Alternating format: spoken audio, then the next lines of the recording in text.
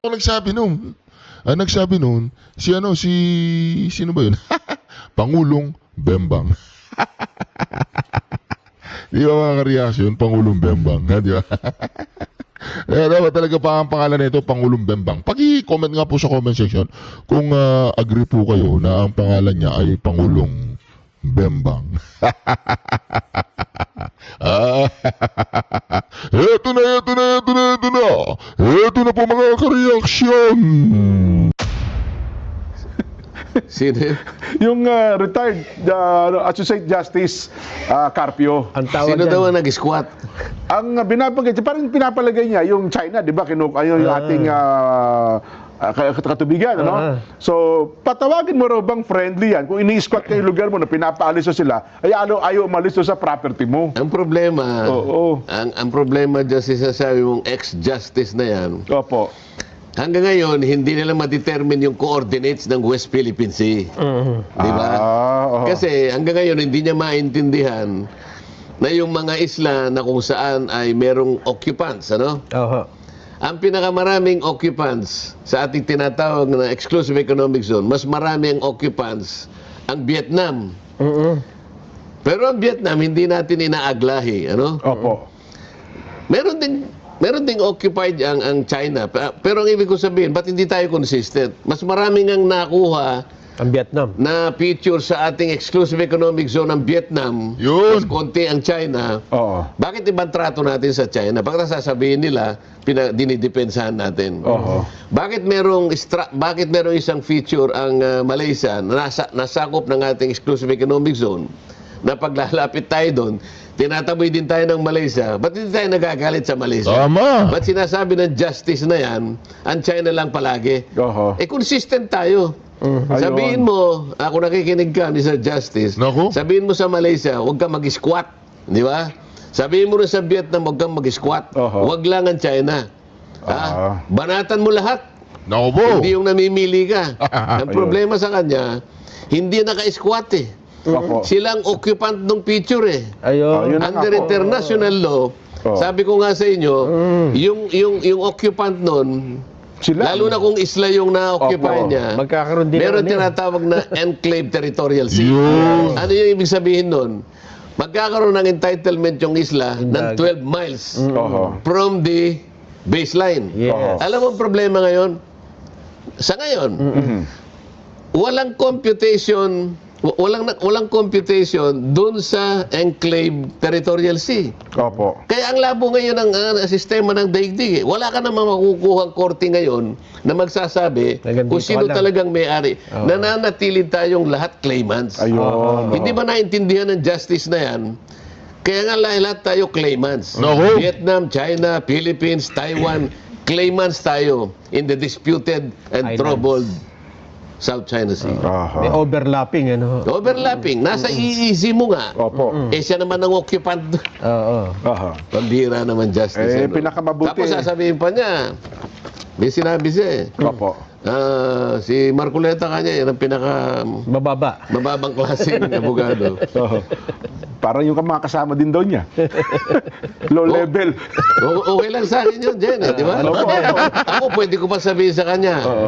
Yung retired justice na yan, yung pinakamagaling na abogado sa buong Pilipinas. Ay, tama naman yun. Ako sangayon din naman ako doon. Oho. Oh, yan. Mas magaling pa sa Para- Supreme Court yan, Sen.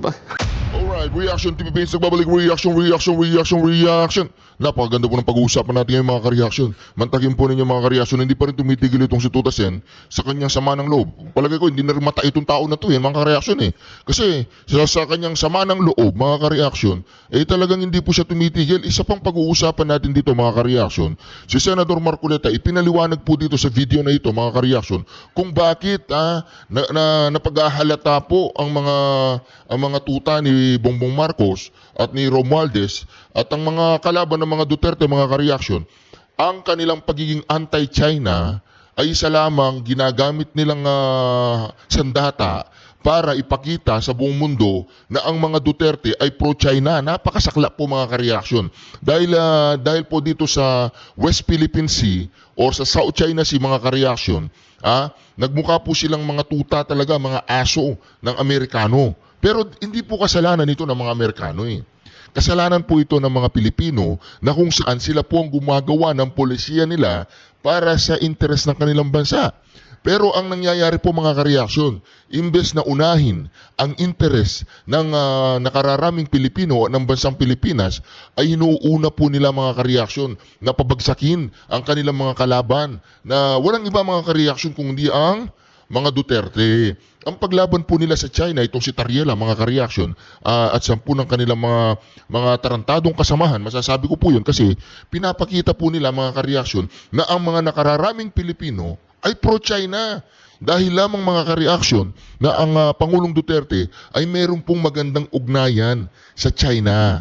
Ito po mga kareaksyon, pakinggan po natin si Senator Marcoleta na kung bakit China lamang ang binabangga natin pagdating sa South China Sea o sa West Philippine Sea, na in fact, ang Vietnam ay ang pinakamaraming occupant o pinakamaraming ino-occupy na mga bato, island o mga teritoryo diyan sa may South China Sea. 'Di ba? Kaya bakit hindi natin bugbugin yung Vietnam? Bakit hindi natin banatan yung Malaysia? Bakit hindi natin banatan kung sino-sino pa diyan? Pero bakit China lang? Hindi mo ba mga kareaksyon na paghahalata po ang mga ito mga kareaksyon? Isa pong propaganda yan na pinapakita nila na para matuwa sa kanila si Uncle Sam at para maipamuka sa bansang Pilipinas na ang China ay devil, ang mga Duterte ay pro-China, tayo ay pro-China, which is hindi naman. Tayo po ay pro-Philippines mga kareaksyon, pero anti-bangag nga lang. Ito po mga kareaksyon, pakinggan po natin na napakalupit nating Senador Marcoleta. Dito mo, kailangan po nating marinig ito para masupalpal yang si Tutasen na walang laman ng kukote kung hindi magbalik tanaw sa kanyang utang na loob, ang utang ng ina niya, diyan kay Bongbong Marcos sa nakaraang 2025 eleksyon. Tatanungin ko nga si Tutasen Hoy, bulaga ang Tutasen. Paano ka nanalong senador? Tanong lang. Binoto ka ng mga tao. Congratulations. Tsaka si Pinky Lacson, paano ka nanalong senador? Okay. Binoto ka ng mga tao. Congratulations. Okay, pakinggan po natin mga reaction. From the baseline. Opo. Pag nagawa mo na yon, na-declare mo na yon, Aha. i-deposit mo yung declaration sa United Nations. Opisina ng Secretary. Makinig ka, Tutasen, Meron kang mapa. Aha. Kasi gusto daw po nilang ipersona ng grata ang ambasador ng China dito sa Pilipinas, ang mga walang utak. Kaya po itong si Tariela biglang umangat ng